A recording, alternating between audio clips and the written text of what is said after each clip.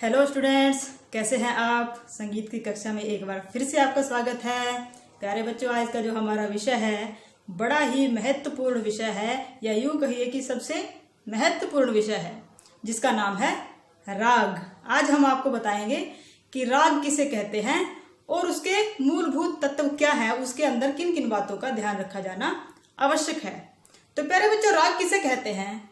कम से कम 5 और अधिक से अधिक 7 स्वरों वाली वह विशेष मधुर रचना जो हमारे कानों को अच्छी लगे, उसे हम राग कहते हैं। बच्चों, आप देख रहे होंगे कि बोर्ड पर एक दोहा लिखा हुआ है, योयम ध्वनि विशेष वस्तु स्वर वर्ण विभूषितः रंजको जन चिताना सह राग कथितो बुधे। इसका अर्थ क्या हुआ बच्चों कि वह विशेष ध्वनि जो स्वर वर्णों से विभूषित हो और जन जन के चित्त का रंजन करे, अर्थात मनोरंजन करे, बुद्धिजन लोग उसको राग कहते हैं। ये दोहा प्यारे बच्चों अभिनव राग मंजरी पुस्तक का दोहा है, जो पंडित भातखंडे जी ने लिखी है। प्यारे बच्चों, साधारण शब्दों में अगर मैं कहूं कि स्वरों और वर्णों की वह विशेष रचना जो मनुष्य का मनोरंजन करे, उसे हम राग कहते हैं। तो आइए जानते हैं राग के महत्वपूर्ण भाग क्या क्या होते हैं, किन किन चीजों से मिलकर राग बनता है। हमने उदाहरण के तौर पर बच्चों आप देख रहे हैं राग भैरव, जो कई कक्षाओं का राग है, कई कक्षाओं में इसको गाया बजाया जाता है। हमने उदाहरण के तौर पर राग भैरव को ले लिया है। अब हम भैरव राग के माध्यम से जानेंगे कि राग के अंदर क्या क्या होता है, कौन कौन सी बातें उसके अंदर जरूरी है। सबसे पहले नंबर पर हम मानते हैं थाट। तो राग भैरव का थाट क्या है? भैरव, यानी राग भैरव जो है वो अपने नाम वाले थाट से उत्पन्न हुआ है। इस हिसाब से राग भैरव अपने थाट का आश्रय राग हुआ, जन राग हुआ। दूसरे नंबर पर आती है राग की जाति। प्यारे बच्चों, राग की 3 जातियां होती हैं, संपूर्ण, षाडव और औडव। जिस राग में आरोह अवरोह के अंदर 7 स्वर प्रयोग किए जाते हैं, उस राग को संपूर्ण जाति का राग कहते हैं। मैंने यहाँ 7 लिख दिया है ताकि आप समझ सको। जिस राग में आरोह अवरोह में 6 स्वर प्रयोग किए जाते हैं, उसको हम षाडव जाति का राग कहते हैं। और जिस राग में आरोह अवरोह के अंदर 5 स्वरों का प्रयोग किया जाता है, उसको हम औडव जाति का राग कहते हैं। इसके साथ ही मैं आपको एक बात और बता दूं कि ये जो 3 जातियां प्यारे बच्चों यहाँ पर लिखी हुई हैं, इनकी आगे 3 उपजातियां और होती है। वह इस प्रकार बनती है कि मान लीजिए किसी राग में आरोह में 7 स्वर हैं और अवरोह में 5 स्वर हैं, तो उसकी जाति क्या होगी?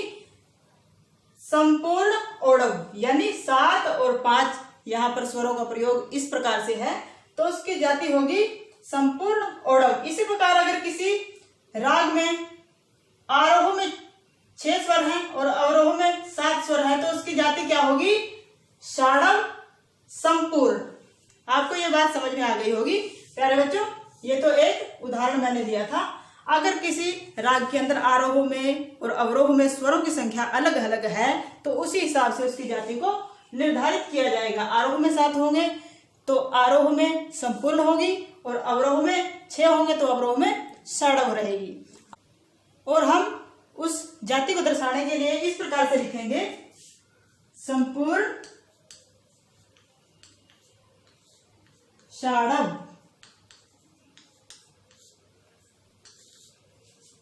इस प्रकार से फिलहाल हमारे पास जो राग है उसकी जाति है संपूर्ण, क्योंकि आरोह अवरोह में 7 स्वर प्रयोग किए गए हैं।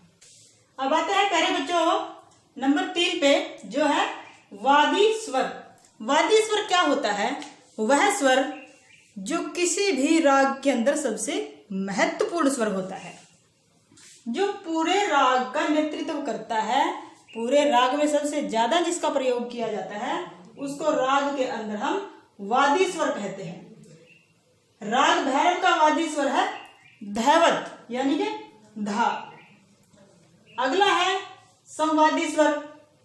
वादी के बाद आता है संवादी, अर्थात वह स्वर जिसका प्रयोग वादी स्वर से कम लेकिन बाकी अन्य स्वरों से ज्यादा प्रयोग किया जाए, उसको हम संवादी स्वर कहते हैं। विद्वानों के अनुसार जो वादी के साथ संवाद करे उसे संवादी स्वर कहते हैं।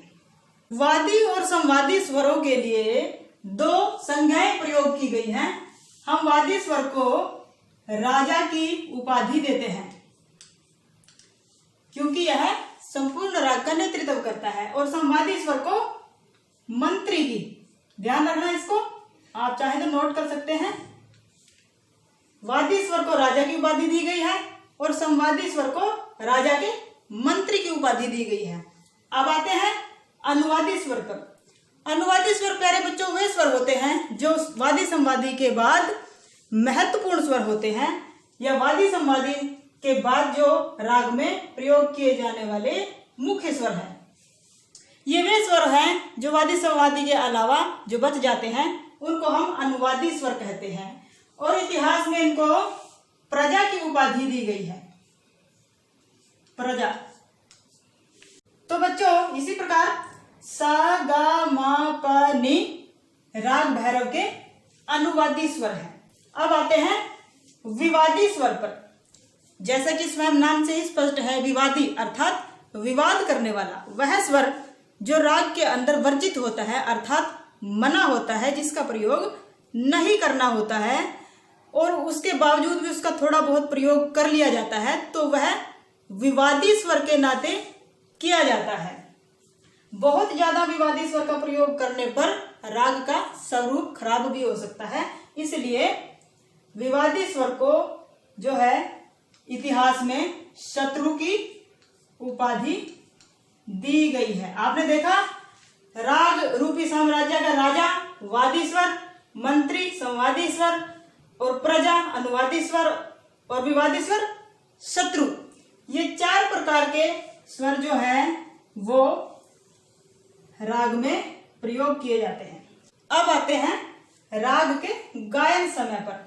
प्यारे बच्चों विद्वानों के अनुसार प्रत्येक राग का गायन समय निश्चित किया गया है।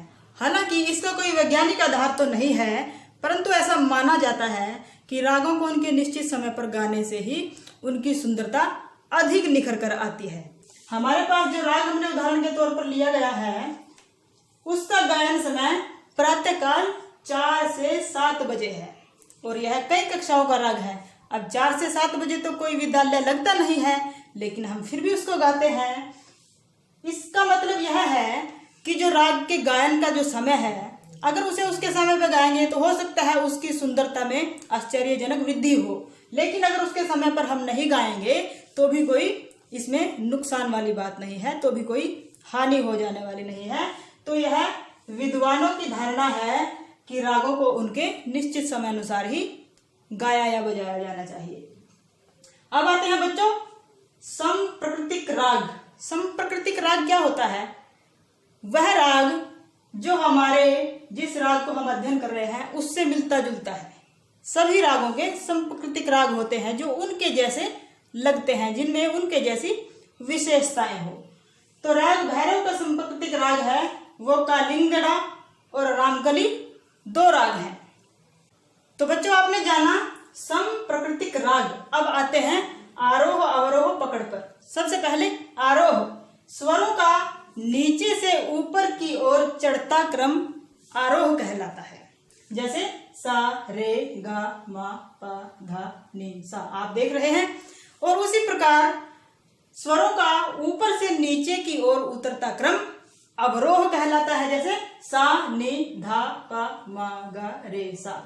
आरोह क्या हुआ? सा रे गा मा पा धा नी सा, और अवरोह सा नी धा पा मा गा रे सा। क्योंकि राग भैरव के अंदर रे और धा कोमल प्रयोग किए जाते हैं, हमने इनको कोमल का चिन्ह यहाँ पर लगा दिया है। प्यारे बच्चों संपूर्ण राग के अंदर गाते या बजाते हुए आरोह अवरोह समान रूप से होता है। अब आते हैं पकड़। पकड़ वह विशेष स्वर समूह है जिससे किसी राग की पहचान की जाती है, या यूं कहिए कि वह विशेष स्वरों का समूह जिसको सुनते ही हम पहचान जाए कि ये कौन सा राग बज रहा है। कई बार हम कुछ गीतों को उनके शुरू होने से पहले ही पहचान जाते हैं, उनकी कोई बीच में से विशेष धुन से ही हम उनको पहचान लेते हैं कि ये उस गाने की धुन है। तो इसी प्रकार से किसी विशेष राग को पहचानने के लिए स्वरों का विशेष समूह पकड़ कहलाता है। तो प्यारे बच्चों, ये तो हमने किए राग के आधारभूत तत्व। अब आते हैं राग के नियमों पर। राग के कुछ मुख्य नियम होते हैं जिनका पालन करना बहुत जरूरी होता है। नियम नंबर 1, राग में कम से कम 5 और अधिक से अधिक 7 स्वर हो सकते हैं। नियम नंबर 2, राग को गाया बजाया जाता है, इसीलिए राग में मधुरता और रंजकता का होना बहुत जरूरी है। नंबर 3, राग में कभी भी सा स्वर को वर्जित नहीं कर सकते हैं, अर्थात सा स्वर को कभी भी छोड़ नहीं सकते हैं। नंबर 4, राग की उत्पत्ति थाट से होती है, इसीलिए थाट को राग का जनक भी कहा जाता है। नंबर 5, राग में आरोह अवरोह पकड़, वादी संवादी, गायन समय इत्यादि सबका होना जरूरी है। तो प्यारे बच्चों, हमने राग के मूलभूत तत्व सभी आपको बता दिए हैं। ये सभी चीजें अलग अलग परिभाषाओं के तौर पर भी आपके पाठ्यक्रम में आती रहती हैं, लेकिन हमने एक ही चैप्टर में आपको सारा क्लियर कर दिया। और अच्छी बात तो यह है कि एक राग का परिचय भी आपको इसी के साथ याद हो गया होगा। तो प्यारे बच्चों, यहाँ पर हमारा ये जो टॉपिक है वो समाप्त होता है। मुझे उम्मीद है आपको समझ में आ गया होगा। इसी के साथ आपका बहुत बहुत धन्यवाद। थैंक यू, शुक्रिया।